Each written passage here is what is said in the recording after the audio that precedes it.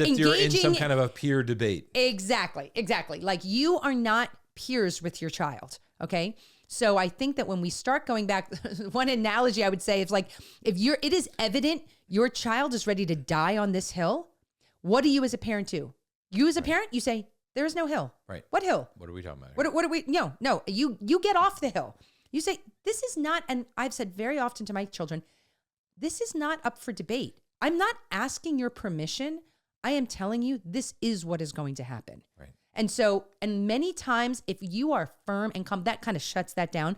But if I'm going to go back and start reasoning with them and arguing with them like I'm a lawyer, and we hear this from parents. They're like, I think my child is going to be like a prosecutor or something. They come up with the most amazing arguments. And then sometimes Mike would be like, one of our kids who's like, they're convincing me. Like I think I'm the one at fault here. What?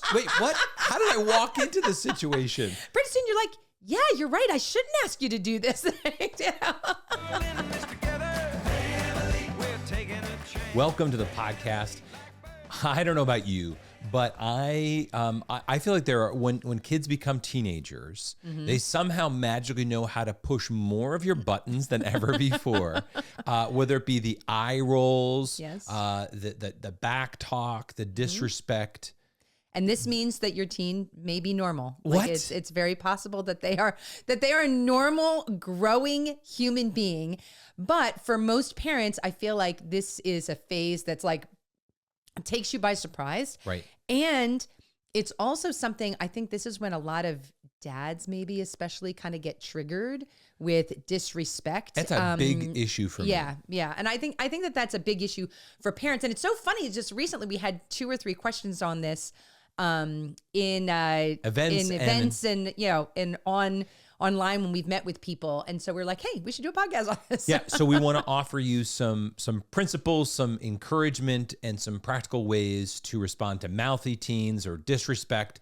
And you dealing with this will not only help you, it'll make you like and enjoy your maybe preteen, teen, even more. And that should not be underestimated. That is one thing that you have to realize is that this is not just about forming them in virtue and helping them to be a successful person, though it is. It's also about you just liking them more and being around them more. And that cannot be underestimated, because then that kind of leads to all other good things when you enjoy being with your child more, and you have more control over that than you may realize. All right. So before we get into more the meat of this, because this is a big issue, right? We want to talk to you about a couple of things that are going on in the messy family world. Mm-hmm. We'll be brief, but we'll focus in, because we just feel like we just want to see families as we're out and about. We've said this before, but if you're at an event with us, please come up and say hello. We love meeting folks. We love doing the podcast, but I love talking to my wife as much as I can any day of the week. But it is awesome when we get to meet folks in person, just to kind of put a face with the people who are listening, tuning in. So this weekend, March 1st, is the beloved event on the East Coast. So come up people in Jersey, Clifton, New Jersey, Valley Regency. Great music, great food. Great speakers, and we'll be there. So that's one that's happening this weekend. And then the other big thing that's coming up is Lent. Lent is right here. Right. We talked about it approaching. It's here, baby. It depends on when you're listening to this, but we're recording this in advance. But it's Lent is right upon us, and March 5th, Ash Wednesday. Hey, we've tried to give you some warning beforehand, but if you haven't been a part of Cana 90 before, we really think this is your Lent. If you're looking for a sign, this is it, okay?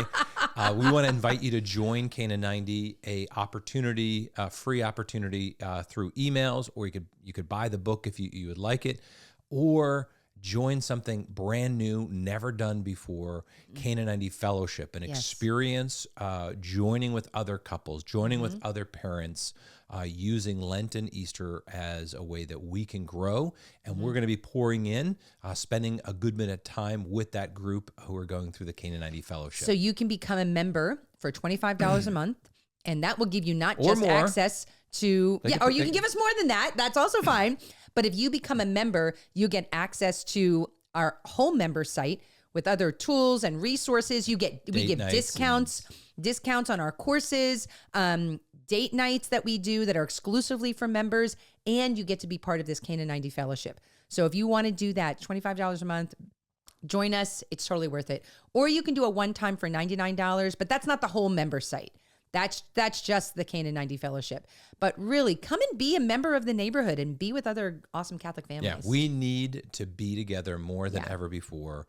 We need to connect and join with each other on this adventure called parenting.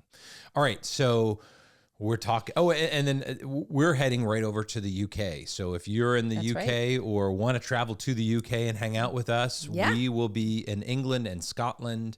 Go onto our website. All of the events are listed there. I know that the organizers are promoting all of the events all over the place. We are so very excited. All right. So into today's topic. I thought I was a good person until we had teens. Okay. For me, it really was teenagers. I was broken down. I'm sorry. It was really toddlers.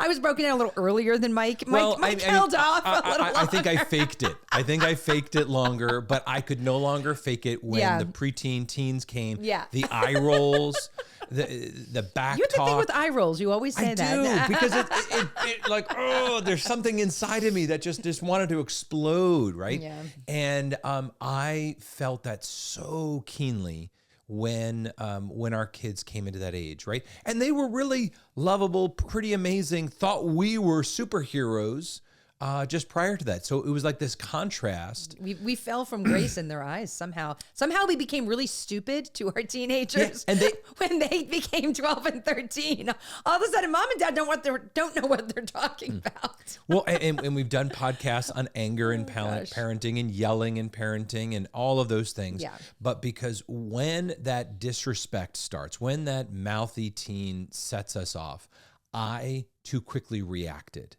And then things just fell apart from there, right? Mm-hmm. You know, there wasn't this. It deteriorated, right? And really, what disrespect does is it really does deteriorate the child-parent relationship. Right. It can be deadly, and it can create a separation at a time when our kids need us the most.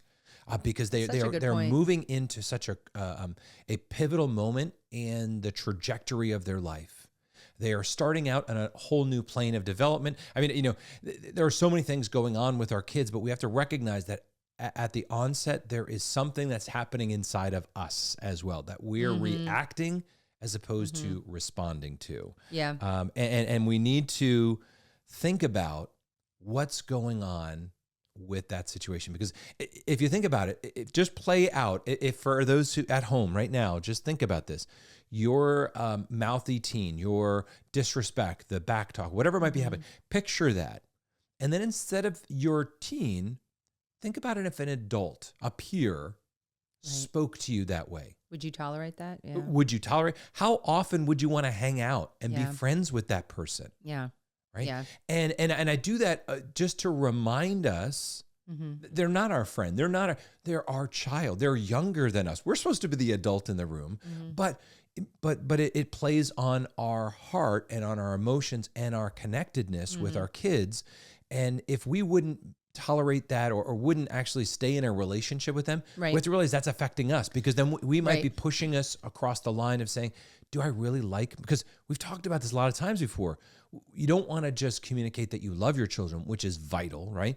But that also that you like them. And if that's being threatened, you have to recognize red alert. Right. There is something going on here. And I think that the interesting thing about, like, when you were saying, if someone talked to you that way, would you want to be around them? No.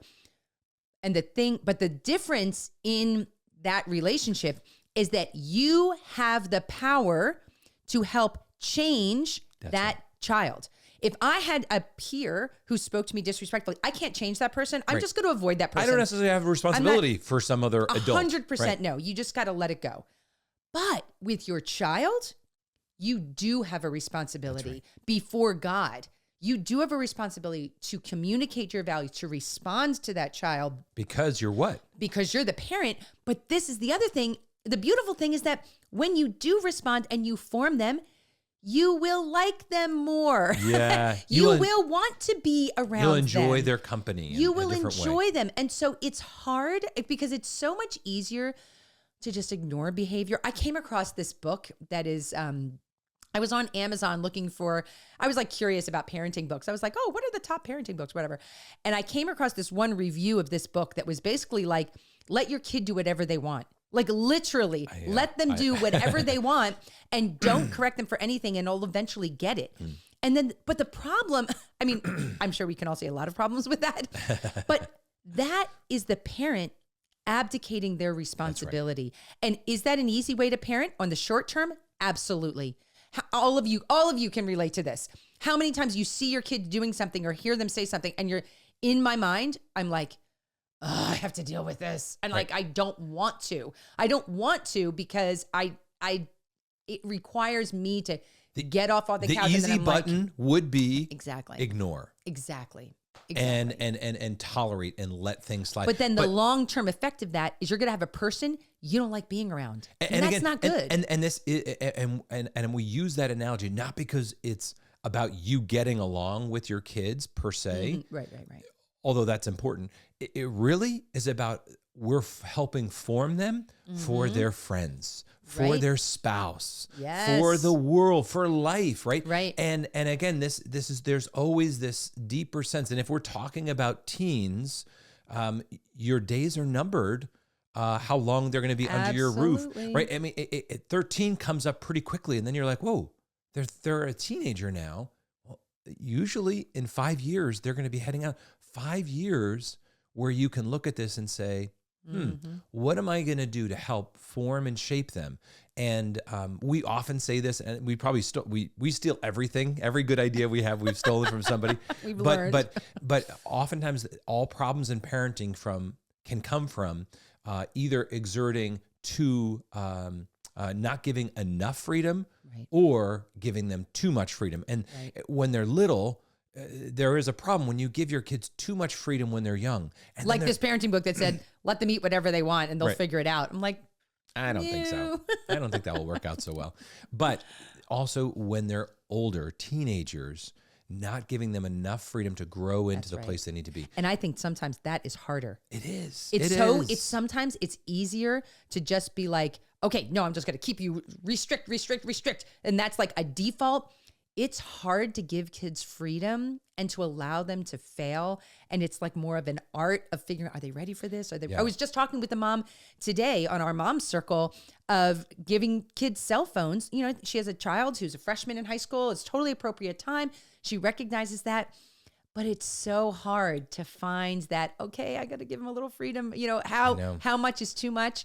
And it's kind of trial and error. But anyway. And as we talk about the way that your teen or preteen is talking to, communicating to you, it's also how you're communicating back. Right.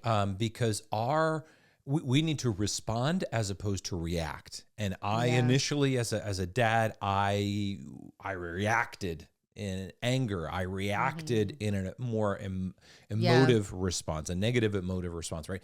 And we need to recognize that if we spoke to our friends the way we speak to our kids, how long would they be our friends? Because it's two ways. It is. The communication. And you've got to think about that. Again, and I'm not trying to water down anything to it's like, oh, it's just about getting along. I'm not talking about that, right? But we are using that as a prick, if you will, of our conscience and be able to say, how am I, because it really does come down to communication. This whole issue is about communication. Right. And it's like, are communicating to them and what we are allowing and tolerating, expecting and helping form them in the way that they want to communicate, because we want to set them up for a life abundant, life that's free, a life that's ordered towards virtue and goodness. And the great news is that the lessons that you are teaching your child and that you are learning about relationship and communication with them also apply to your spouse. They also apply to other people. True. So if you are at peace and you have a strong relationship with your spouse and the two of you communicate well, think about, how did you get to that point? How did you learn? What communication skills did you learn? teach them to your children because you want them to have a successful marriage. Yeah. You want them to have good friendships. And so when you're teaching so this whole podcast is really going to be couched in terms of relationship and communication. That's right. So this is not, I was just on I was creeping around on a Facebook group about somebody had asked about disrespect, and the focus, everyone's response was all about consequences and just punishment. And though there's a place for that, I'm not saying there's not, and we're going to, we're going to get into that, but it's not just that. Yeah. It's not just that. It can't be, number one, that's a little too easy for us. You know, in some ways it kind of lets the parents off the hook. No, you are called, because remember, one of our mantras is this is about your holiness, your sainthood. And so when you are having difficulty with your child, like Jesus says, hey, let's take the plank out of our own eye first before we look at the speck in another's eye and even in our child's eye. Yeah. So let's work on ourselves, but also taking up that responsibility to train our children. All right. You want to define our terms? Let's do it. Okay. So what do we mean by talking back? So just Should hopefully I give you you some can examples relate. right now? So talking back, kids who believe that they are right and you are wrong. No, you don't understand, Mom. This is where I'm coming from. Blah, blah, blah. And they're explaining things to me. And how many times have I said, yes, how many times I've said to my children, you are 13.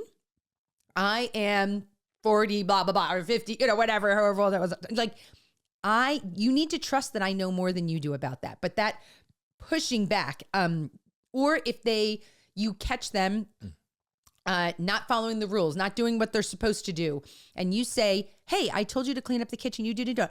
Oh, but you don't understand, but this, and but they did this, but this happened, and or this is unfair. Or you didn't tell me that, or you didn't say this, or you didn't say that I didn't know that I had to do that. You like all of that over. Now, sometimes, and we have talked about this with our kids, sometimes it is appropriate for them to explain things, right? Respectfully and ask I would say, questions. In those instances, I would say to the kids, if you want to give me more information about why you didn't do what I asked, you need to say, Mom, can I explain to you why I didn't do that? Like, you need to ask that, and then you can tell me. But it can't just be like defensive, blah, blah, blah, blah. But then it gets into like, this has not really happened to us, to be honest with you, but I know that it does happen with other parents where children actually insult their parents. Yeah. Or criticize their parents. And this is, again, crossing lines. Yes. And it don't write that off. Yeah. Because our hope in general, right, is to give you things that, hey, it's normal that your kids push back. It's 100%. Normal that you might have back talk, right? Again, we've talked about the planes of development before. They are coming into a new plane of development that is requiring a new level of independence. So that they're feeling out the way that they can go as a teen. And but it doesn't mean that you just let them wander their way and they'll find it on their own. No, the reason you're here as a parent is to help form them, to shape them, to lead them down that path. And when they insult you, you have to look and say, it's not just... Is that the kind of person you want to raise? And again, this is not about you. That's right. Because sometimes we're going to look, I can take it. I'm a big boy. And yes, you are a big boy or a big girl. And yes, you should take it in the sense of not allow it to emotionally make you react. But on the other side, you shouldn't be tolerating that because you're tolerating bad behavior. We can tolerate an individual. We can tolerate and figure out how to properly respond to them. We can't tolerate bad behavior like this. Right. Because you're not the last person. Well, you're not the last person that they'll speak to like that. That's right. They speak like that to you. They're going to be doing that to other people. And again, we're not going to get too deep into the whole discipline as a whole, because you when you're disciplining your kids, you have to go to the core of what's really going on. You can look behind their eyes. You can see all these things. But we need to recognize that there are times when they're having a bad day. They haven't eaten well. And we've got to distinguish between they just were quick to respond, like an impulse. Exactly. Versus they're actually defiant. And I think that goes back to something a skill of observation. That's right. Observing your child. Are they hungry angry, tired, like all of those things, just like you would observe them when they were an infant. Yeah. Seriously, or a toddler. 100%. Like you have to look at your teen and be like, okay, what's going on here? Are they just being impulsive right now because they've had a bad day or whatever? Or are they downright being defiant and purposefully disrespectful of you and insulting you or criticizing you? So those are not all back talk is the same, right? And it's very important that we realize that, because that determines how you respond. And I'll just make a plug here. We have our free guide to discipline that really helps distinguish behaviors and we break that down just so that you can see their responses, the punishment's got to fit the crime kind of thing, where it's like you want to line up your response in light of what you're aware of. Now, the behavior may still be wrong, but knowing where that is coming from is helpful for us to make sure we're guiding them in the right direction. Like I'm thinking about like telling, like your 13-year-old before you're going to go somewhere to clean their room, and all of a sudden they just like blow up. I can't tell, Mama, and they're going on and on and on. You could say that's back talk or disrespect. And if that happens all the time, it's something to be aware of. It's like, okay, whoa, calm down, But that's very different from, no, I'm not going to do that. Even a child can be unemotional and be completely disrespectful. That's right. Or you can't tell me what to do. Or no, I'm not going to do blank. That is a different kind of response. And I think it's just good. Let's just start with that foundation of looking and saying, okay, what is really going on in the heart of this child? And then respond to that. And we, and particularly in those early teen years, recognize that our primary role, and again, if you have an older teen who is disrespecting, you have to look and just be honestly say, did I, when they were a preteen and early teen, invest in training them? Because I hate to say this, but I really think if you have an older teen who's disrespectful, that's really hard to change the trajectory after someone is 16. If there have been behaviors that have been allowed up to that point, honestly, I really feel like that's almost above our pay grade. Well, I would say there's very little that you can do. I think you should respond.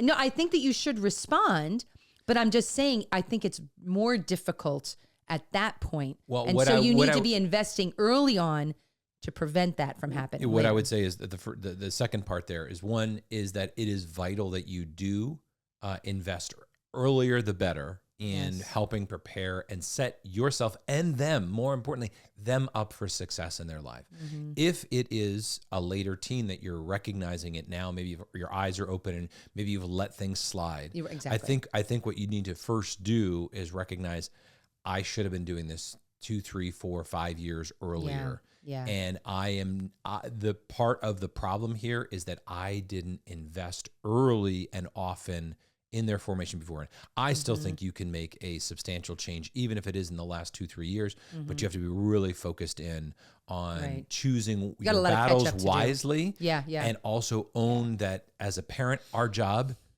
is to invest early and often. Our job is to look at the preteen years and early teen years as formative times, and we'll go into that a little bit later. But it's vital that you understand why it's kind of coming out. Yeah. And then we can just kind of switch over maybe a little bit to what doesn't work. Because I think it's important to kind of put some things out there that might be our knee-jerk reaction or a default for some parents. For sure. And we will tell you these things because we have done them. Yes. We do as I say, not as I do. I don't know. Yeah. No, we have corrected. We're so much better now. I believe so much better now.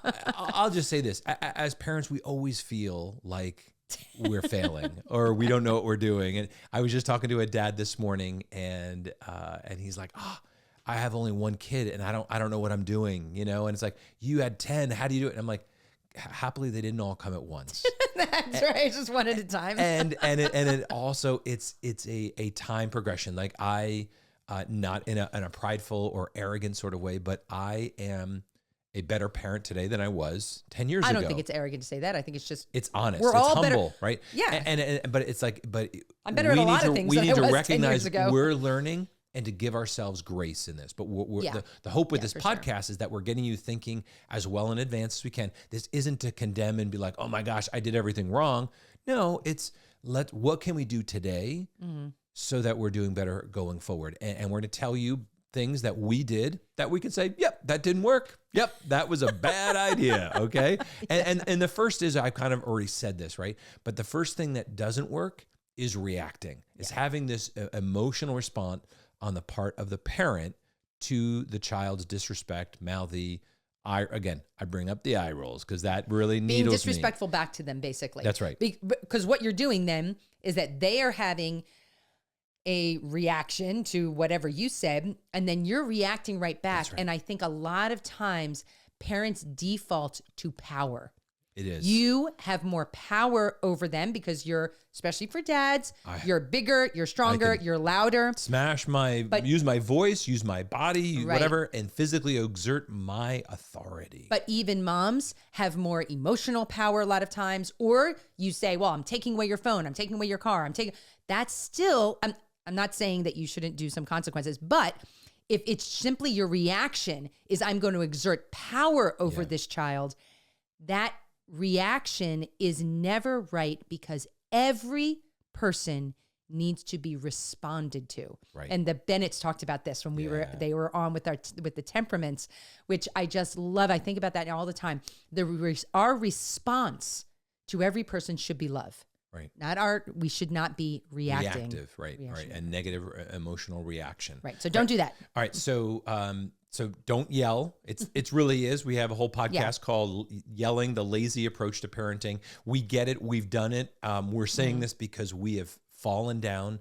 And as we've talked about, that undermines the very point of what you're trying to do. If you're trying to engender maturity in your own kids, you got to actually do it yourself, and you can't lose your self-control in the midst of that.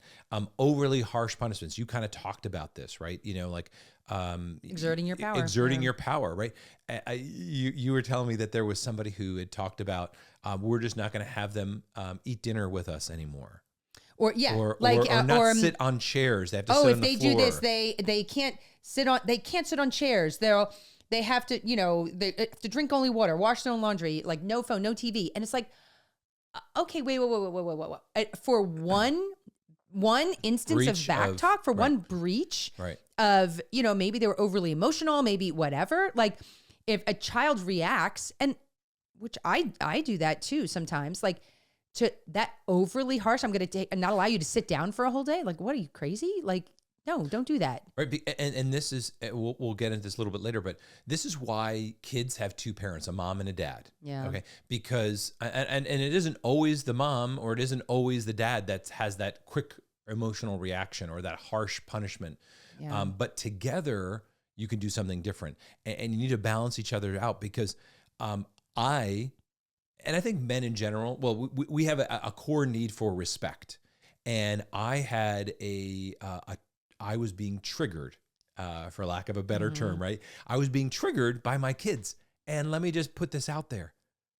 No child should be ever able to push your buttons or trigger you. That's not a thing. That's called lack of maturity, okay? Yeah. It's a lack of self-control. It's a vice that needs to be rooted out in your life. So don't settle and don't allow. It could also be a response to a wound in you that you're not being self-reflective enough about. That's what something, again, it is your responsibility to figure that out and to say, whoa, why did I react so strongly to that? That's not the child. That's not the child's problem. That's your problem. That's right. And we need to, we've talked about correcting your spouses, and it's not something that you want as a spouse to point out and be like, hey, you did blah, blah, blah. We get that. And we have a whole podcast and so forth talking about that dynamic between mom and dad. And sometimes one of the spouses might feel like they're protecting the kids. That continues to undermine and add more disrespect and division. But what we want to be able to do as spouses is recognize that we're in this together and we're working on it. If your reaction today is yelling or inflicting harsh punishments, call it out, bring it out, bring it into the light and say, hey, I got to work on this. Right. Can you help me? Right. So first of all, don't react. And then second, the one thing that I see parents do a lot of time is they start arguing back. Yeah. Okay. So first of all, first we're going to address the whole like reacting, yelling, overly harsh punishments, blah, blah, blah. Second thing you should not do is start engaging. As if you're in some kind of a peer debate. Exactly. Like you are not peers with your child. Okay. So I think that when we start going back, one analogy I would say is like, it is evident your child is ready to die on this hill, what do you as a parent do? You as a parent, you say, there is no hill. Right. What hill? What are we talking about? What are we? No. You get off the hill. You say, this is not, and I've said very often to my children, this is not up for debate. I'm not asking your permission. I am telling you, this is what is going to happen. Right. And so, and many times if you are firm and calm, that kind of shuts that down. But if I'm going to go back and start reasoning with them and arguing with them like I'm a lawyer, and we hear this from parents. They're like, I think my child is going to be like a prosecutor or something. They come up with the most amazing arguments. And then sometimes Mike would be like, one of our kids who's like, they're convincing me. Like I think I'm the one at fault here. What? How did I walk into this situation? Pretty soon you're like, yeah, you're right. I shouldn't ask you to do this. And then, but we have to recognize that when we, again, not that there isn't context, not that there isn't some value right. In explaining to your kids background and giving them insight, but when you find yourself in a disrespect, when you see that disrespect coming, and that disrespect is coming up, and you have this debate back and forth with your child, right? You're actually doing a disservice to them. You know, I just remember this is my time in my life when my mother would say to me, I'm the mother, you're the child. and you are a strong, choleric daughter, yes, right? And my mother's very smart. She is very smart. And then also too, this is something we've talked about before, but you're not asking respect for you as a parent. Right. Because you are smart and have all the answers and have all the decisions. It's because you've been given a position, right. That position to be the steward, to be in formation of your child. Yes. God has given you this gift right. and this responsibility. You're not in charge because you have more power, because you're always right. You're in charge because God told you to be in charge. Right. And so flowing from that, even in our messy, imperfect, and weak ways, we can still exert a good and godly influence right. over our kids by not entering into that, like, I don't want to say debasing ourselves, but lowering ourselves to yes. a debate with them. Right. Don't do that. And so that's the thing. All right. And then the third thing you should not do. Yeah. And this I see parents do this all the time. Well, more often. This is the more often. Yeah. Is saying to your children, don't you know how that makes me feel? You hurt my feelings. You hurt mommy's feelings when you speak like that. Guys, please don't say that to your kids. Your children are not responsible for your feelings. They are not responsible for your feelings, okay? You are the parent. They are the child. You say they should do what is right because it is the right thing to do, not because, oh, I don't want to hurt mommy, or, oh, how do you think that, no. They are... You are the parent, and you don't want to be emotionally manipulating your children. Because that's huge. Because if you use those words, you're making mommy sad when you do that, or whatever it might be. And I'm picking on mommy here, but anyway, but it could be as easily for the dad. It's like, I can't picture a dad saying that. Maybe dad saying. I do think it's more of a mom saying that. Or a dad saying that about the mom or whatever, right? Yeah. And it's like, no, they're not. You're not in charge. You're not giving the freedom and the ability to control your emotions to a child. That is idiotic, right? That is lunacy. And you don't want to raise your kids thinking they got to walk on eggshells. Oh, I might make mommy mad. I might make mommy sad. Exactly. Which mommy am I going to see today? Yeah. And I have to navigate around the emotional life of my parent. Oh, no, wrong. No, that is dangerous. Yeah. It is unhealthy, and it is dependency that you're creating, an emotional dependency on your kids. Now, I do want to do a little qualification, though. That doesn't mean that you're not honest and show your emotions. I had a young mom. I was talking with her recently, and she asked me, she was like, the other day, like two of her kids, she had a really hard day. She was very stressed out. Two of her kids were fighting. She could not, they were little, like 6 and 8 or something like that. And they're like literally like running around the house fighting. And she couldn't get them to stop, and they wouldn't listen to her. And she sat down at the table and just cried. Yeah. Because she just was like, I just can't. And she cried. And then the kids were like, oop. like, oh, okay, Johnny, let's go play and leave mommy alone. And they were really quiet after that. And then so she contacted me. She left me a message and she said, am I messing up my children am I manipulating them? And I said, no, you were just being honest in the moment. That's how you felt. She didn't start crying on purpose. It just kind of happened. Right. And actually that happened to me too. That has happened to me several times. One thing I was just thinking of, I was getting ready for a graduation party for one of my sons. And so he was 17, 18 years old. And I had spent all this time making a display of pictures for him. And I think he was stressed out and I was stressed out. It was like right before the party, And he comes down and he's like, why did you choose these pictures? I don't like these pictures. This picture. And I lost it. Flipped out. I not at him, not mad, but flipped out like crying. And I just picked up the display and I threw it on the ground. And I was like, I tried so hard. And I was just like, and he was like, oh, I'm sorry. He came over and hugged me and he's like, it's fine. It's totally fine. And that was just, again, a reaction of my part, right? And now I'm not going to say it was like right or wrong. It just kind of was, but I didn't do it on purpose. Like I didn't do it because I'm like, well, that's a reaction. A reaction isn't done on purpose and it's okay. But if that was a pattern of how you parented, that's the problem, right? And that's why it's like, he was like, oh my gosh, what's happening? Because he had never seen that happen before. You don't want to form your kids with the lasting impression that they have to navigate around your emotions. Mom's completely unstable. Right. But just realize it's to like be human is good too. And a few instances of big emotions, it's not going to scar them for life. So don't worry about that. But again, the whole point here is that you want to look at and be curious about your reactions. Moms and dads, when you react, and this is the first part and really the last third part here, if you will, of things to avoid, is be curious about your own reactions to the situation and to your teen and their disrespect, their mouthy and to be honest, and I did apologize to him later. I said, I'm sorry I had such an emotional reaction to that. And he was like, no, Mom, I'm sorry. And he was, whatever. And he was being disrespectful to me, but whatever. Okay. So why do our kids do this? Why do our kids talk back to us? I started with that idea that they're heading into a new plane of development, right? They're moving in their thoughts, the way that they process, the way that they relate with others. They're moving to kind of this abstract reasoning, right? Yeah. And they're for the first time they're exploring big ideas. They're going out. They're expanding beyond and trying to define beyond even the home what the kind of world stretching looks like. their legs or stretching, putting out their wings to like testing out this new world of adult ideas and how do you act as an adult? And they're just kind of figuring it out. And it's a huge time of transition. It's a big transition time. So we as parents need to recognize that the genesis of this is a good intent.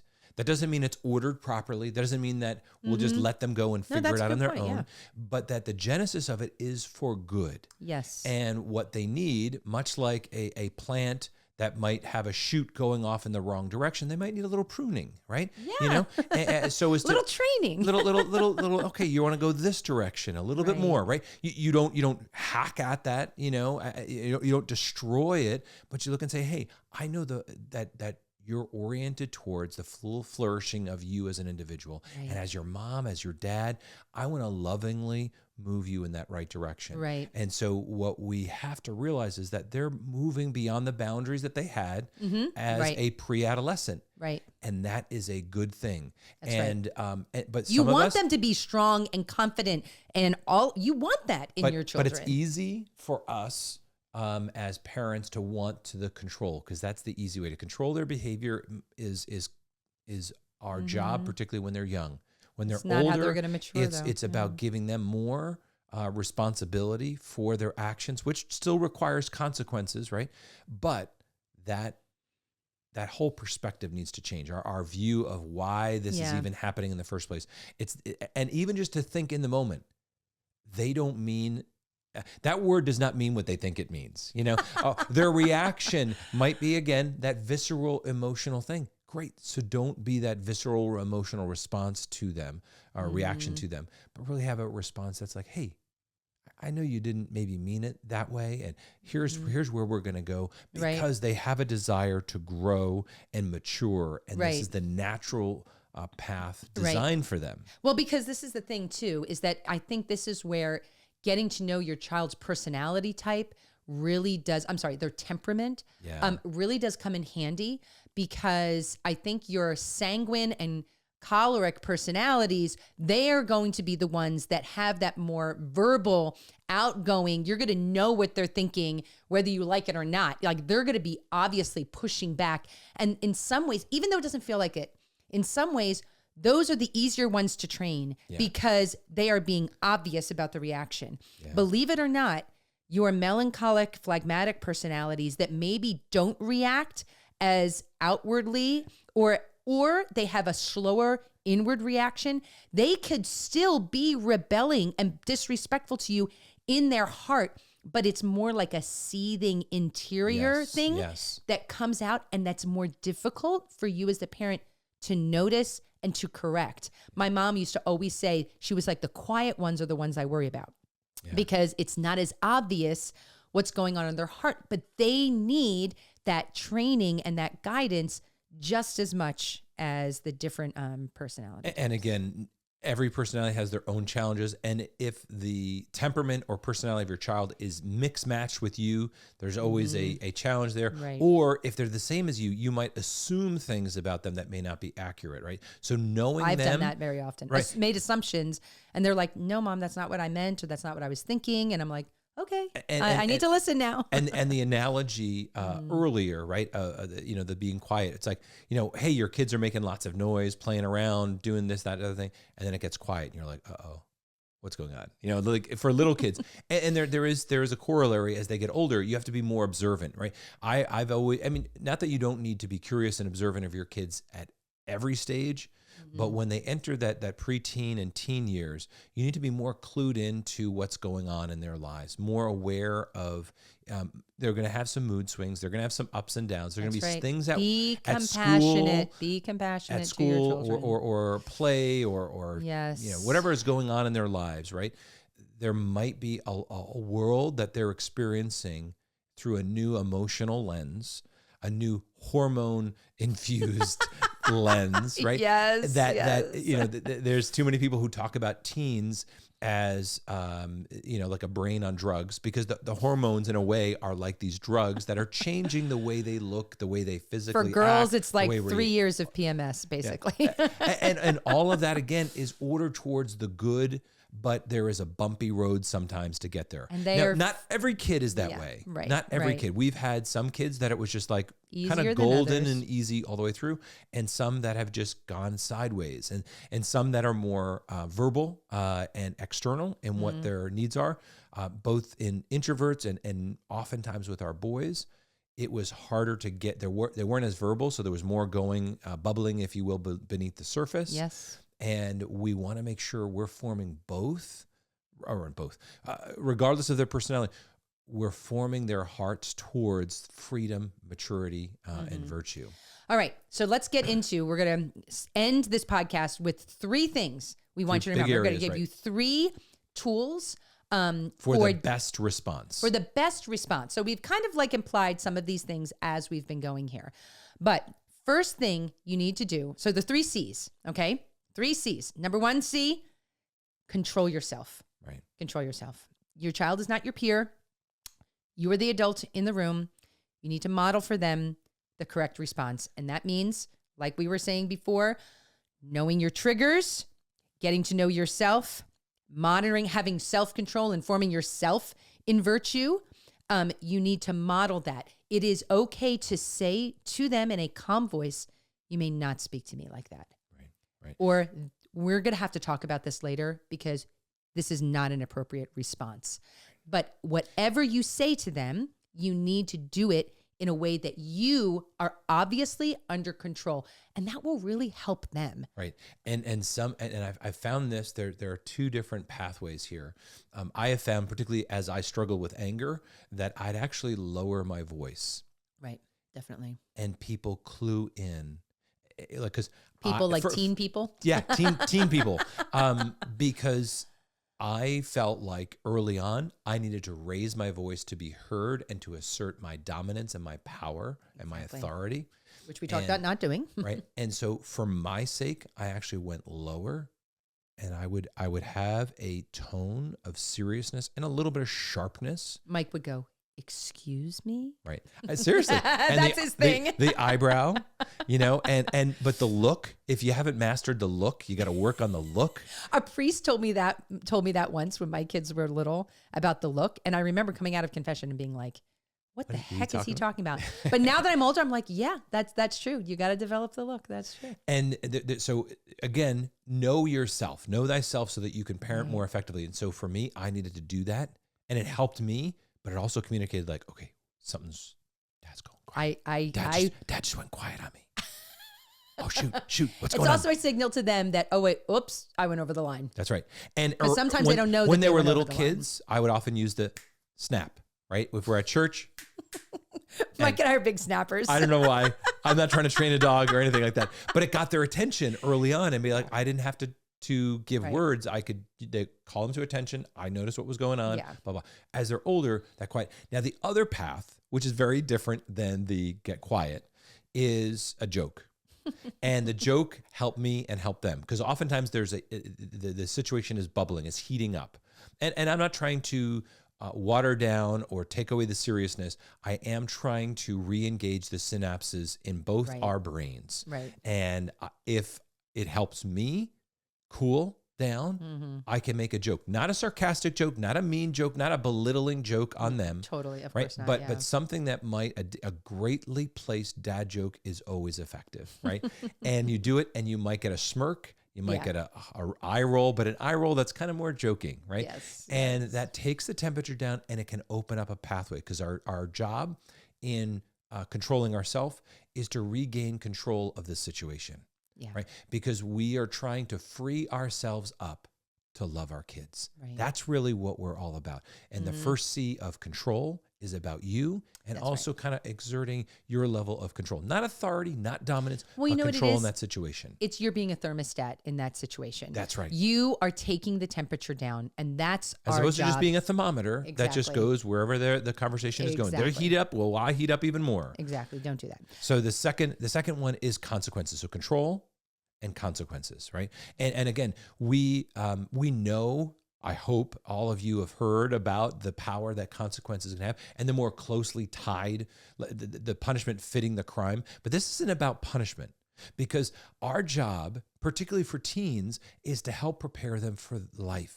Removing consequences and being that bulldozer parent clearing the way, or that helicopter or drone parent that's clearing the way and settling all the consequences, is actually handicapping your kids. Absolutely. Our job is to make sure that, hey, if they're 13, in 5 years, I want my child to have a mature, virtuous, free response when something bad happens, when they don't get their way, when they think something is unfair, whatever the situation might be, that they can have a more virtuous and mature response. Right. And so a consequence helps them experience some of the pain that the world and just nature will apply in that situation. So what would be some examples? Some of the examples might be let's say there's again, I'll go with the eye rolls and disrespect that happened, right? And that they or maybe that they were going at it with their siblings, and then they brought me into it, and there was this whole kind of big argument that got elevated to a high level. Well, a quick and easy response. And again, I'm not saying this is for every child or for every situation, but if it rose to a level where you're like, hey, you know what? I want to help you be more respectful. And although it's not a natural flowing one, so maybe you can think of a better consequence. Well, I can think of an exact consequence. I would do this all the time.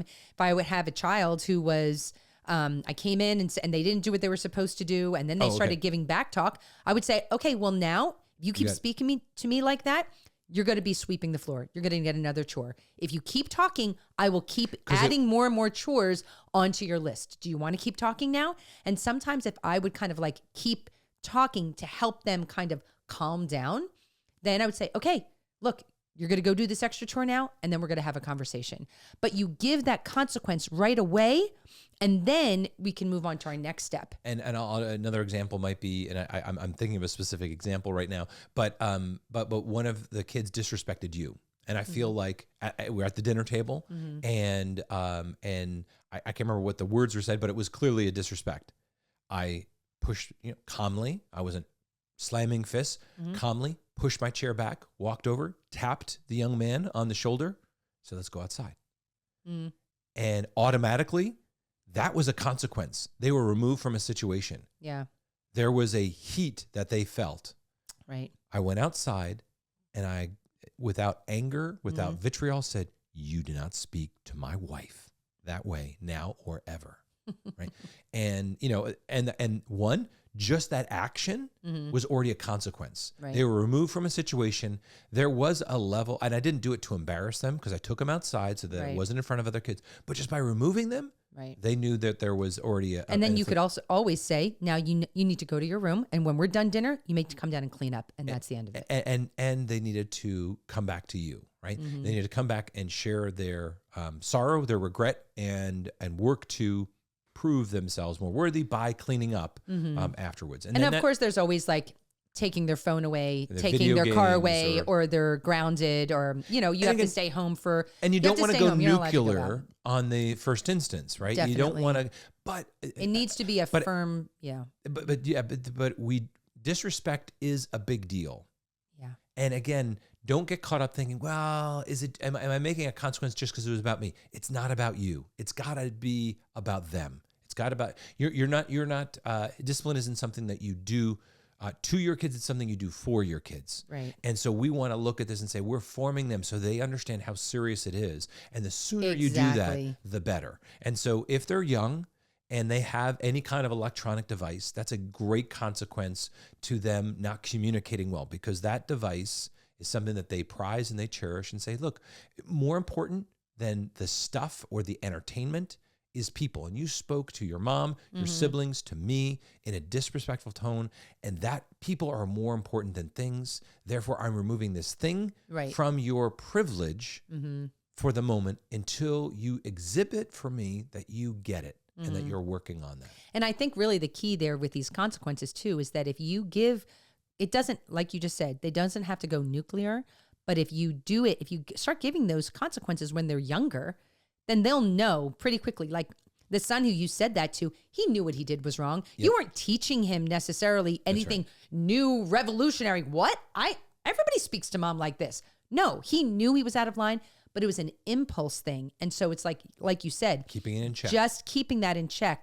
But if that's something that happens from the time they're younger in that family culture, then you're going to be able to avoid those nuclear consequences, if you will. Right. All right. Third, which kind of leads to our last thing, which is totally, we've been saying this all along, is the most important thing that you can do, I think, is to coach your children. Right. Control yourself, give consequence, and coach them. And I think sometimes that coaching cannot happen in the moment if there are high emotions. Okay. Right.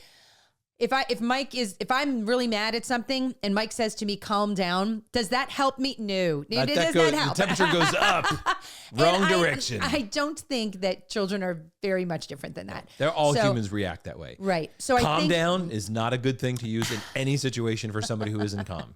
So I think that when you are outside of the situation, maybe it's they go to their room. This is about being proactive. Yes, That's are the consequences, right? Removing them and the consequences, but take the time. Sometimes this actually works if they are very upset about something and they're coming at you. If you are in a place of being able to control yourself and you just sit there and start giving them an attitude, sending the message by your body language that you are listening to them. Yes. Sometimes that really helps. And that helps them avoid the disrespect. Because if they start, and I see this happen with one of our sons a lot, who just is very, he's very opinionated, right? And if I start getting into that, debating him, then he just kind of will amp it up and amp it up. That's right. But if he might die on that hill. He might die on that hill. Absolutely.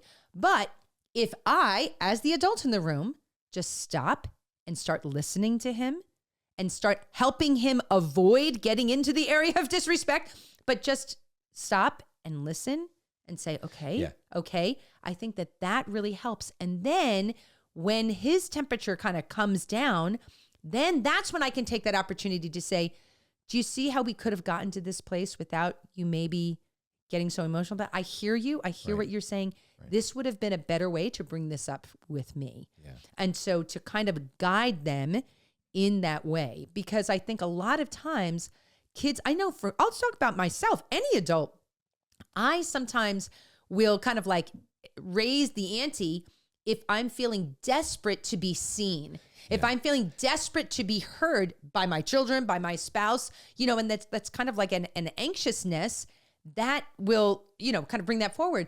But if I feel seen and heard and known, then I can kind of learn, okay, this is the way for me to express my concerns, my thoughts, what I'm struggling with right now in a respectful way. Right. And I see coaching as that whole, like you said, the talk less, listen more, because you want a good coach draws out what is already present. Asking questions. And so if you can get to the place because we're switching, I really see that as a pivotal moment, as a parent, you're switching to this coaching again, because you're moving from the external locus of control for your kids to an internal locus of control. Yeah. You're looking at them and saying, and again, the easiest example, and I won't get into this because we've talked about this in other podcasts, but like teaching your kids to drive, they want that. But there are hurdles, there are things they need to learn in order to get there. And it's like, okay, hey son, the mouthiness, or son or daughter, right? That you're investing time in deep friendships. Well, I want to help you look at how to navigate friendships well. And you really want to date. Well, we're not ready to unleash you onto the world of women or whatever it might be, right, for our sons. But we do want to help you get to a place where you can be effective in relationships. We want to teach you how to develop greater responsibility in the home. And you're orienting them towards things that they desire in their future, because virtue that we're training them in is for their health and their happiness and their fulfillment in life. And the more that you can train them not to be mouthy, not to be disrespectful, is actually orient them in the positive direction of virtue. Right. That's the coaching that's going to lead them to see, okay, you know what? Relationships are important. How I communicate, because this is what it's all, this topic is really all about. This is actually really vital in my relationships with my family, as well as my friends and my work and my life. Because what you're doing in those times, and I think this is true for so many things with teenagers, whether it's responsibility or how we speak or whatever, or diligence, connect it to adulthood. Yes. Connect it to adulthood. And I think very often the father is the best one to do this, though moms, of course, do it as well. But I think the father is the outside world. Yeah. Dad represents the world. Mom represents childhood, the womb, the home, which is still needed and important, but the teenager is looking to adulthood. Yes. So a very powerful conversation between a father and daughter, a father and son, could be sitting them down and saying, I just want you to know the way you just spoke to your mother, if I went into work and I spoke to my boss like that, I could get fired. If I got pulled over by a police officer for speeding and I spoke to him like that, I could go to jail. Right.